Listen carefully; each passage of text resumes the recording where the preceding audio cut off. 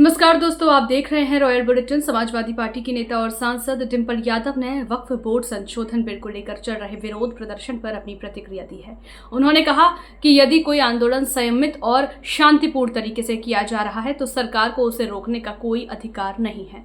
डिंपल यादव ने इसे नागरिकों का संवैधानिक अधिकार बताते हुए जोर दिया कि लोकतंत्र में अपनी बात कहना, विरोध दर्ज कराना हर नागरिक का हक है।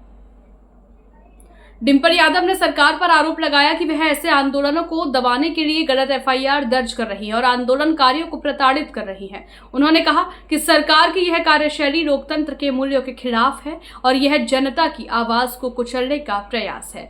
बीजेपी विधायक संगीत सोम द्वारा समाजवादी पार्टी के वरिष्ठ नेता प्रोफेसर रामगोपाल यादव के खिलाफ दिए गए विवादित बयान पर डिंपल यादव ने तीखी प्रतिक्रिया दी। उन्होंने कहा कि यह बयान बीजेपी की उस विचारधारा का हिस्सा है जिसमें संविधान और कानून के बजाय नफरत और हिंसा को बढ़ावा दिया जाता है। उन्होंने संगीत सोम के बयान को पूरी तरह निंदनीय बताया और कहा कि इस तरह की भाषा और मानसिकता भारतीय लोकतंत्र और राजनीति के लिए खतरनाक है। डिंपल यादव ने बीजेपी नेताओं से संयम और मर्यादा में रहने की अपील करते हुए कहा कि विपक्ष की आवाज को कुचलने की कोशिशें उन्हें और मजबूती से बोलने के लिए प्रेरित करेंगी।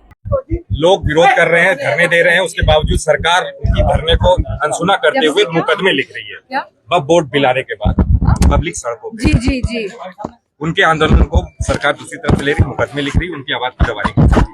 ये लगातार क्योंकि आंदोलन अगर संयम के साथ और शांतिपूर्वक हो तो मैं नहीं समझती सरकार को ऑब्जेक्शन होना चाहिए, क्योंकि यह हमारा संवैधानिक अधिकार है इस तरह के विरोध प्रदर्शन करने का।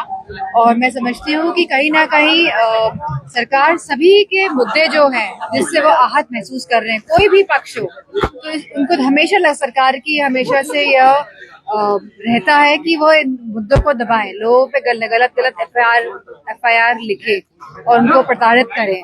तो इसी क्रिया या इसी क्रम को आगे बढ़ाते हुए सरकार इस तरह के निर्णय ले रही है। 26/11 के आरोपी को दिल्ली लाया जा रहा है, किस तरह से दिखती है समाजवादी पार्टी?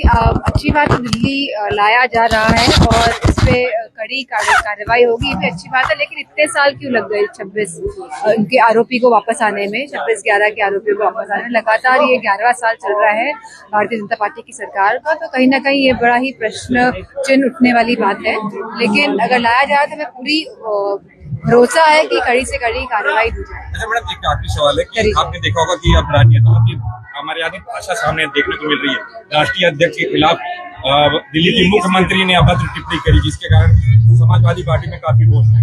मैं बस यही कहना चाहूंगी कि अगर कोई भी पार्टी का प्रमुख जिन्होंने एक संवैधानिक गद्दी पे बैठी हैं और जब इस तरह की टिप्पणी करती है तो वो ये दर्शाता है कि उस पार्टी की क्या सोच है, क्या मानसिकता है, क्या चरित्र है और वो किस तरह की भाषा का इस्तेमाल करके यह भी दर्शाता है कि सोसाइटी में वो किस तरह का नजरिया रखते हैं। इस तरह के लोग, इन्हें कोई भी भावनाओं के साथ, लोगों के किसी के भी साथ इनको कोई भी कनेक्ट नहीं है। कहीं ना कहीं ये भूल गए हैं कि जनता हमें जिता के लाती है और जनता ही हमें जहां हम स्थान पे पहुंचे हैं वह बिठाती है।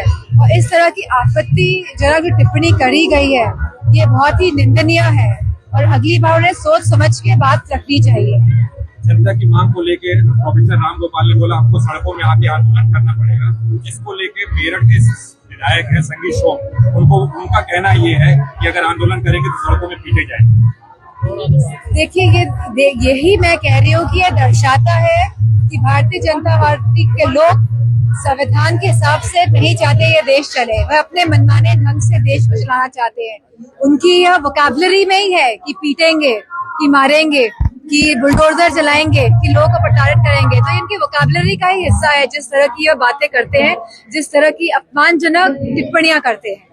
आने वाला साफ देखने को मिल रहा है कि हिंदू मुस्लिम करने जा रही है सरकार, तो समाजवादी पार्टी का क्या तैयारी है, किस तरह से उसको डिफेंड करने की? हम सभी जानते हैं कि ये चुनाव कहीं ना कहीं जहाँ उत्तर प्रदेश की गद्दी बचने का भी चुनाव है, इसीलिए लगातार एक समाज के लोगों का प्रयोग करके ये लोग चाहते हैं कि वोट में पोलराइजेशन हो।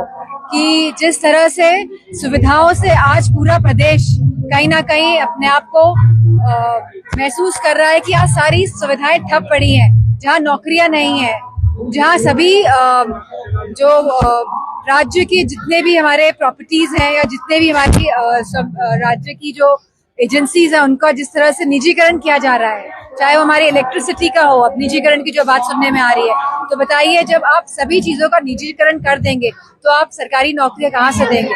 तो कहीं ना कहीं बहुत ही रणनीति के तहत ये चाहते हैं कि संविधान किसी भी हालत से प्रदेश और देश में लागू ना हो। तो ये लड़ाई खाली संविधान को बचाने की, मजबूत करने की और हमारे जो अधिकार हमें मिले संविधान के माध्यम से उसको बचाने की लड़ाई। राय हमें कमेंट में जरूर बताएं और ऐसी ही लेटेस्ट अपडेट्स के लिए हमारे चैनल रॉयल बुलेटिन को लाइक, शेयर और सब्सक्राइब करना ना भूलें।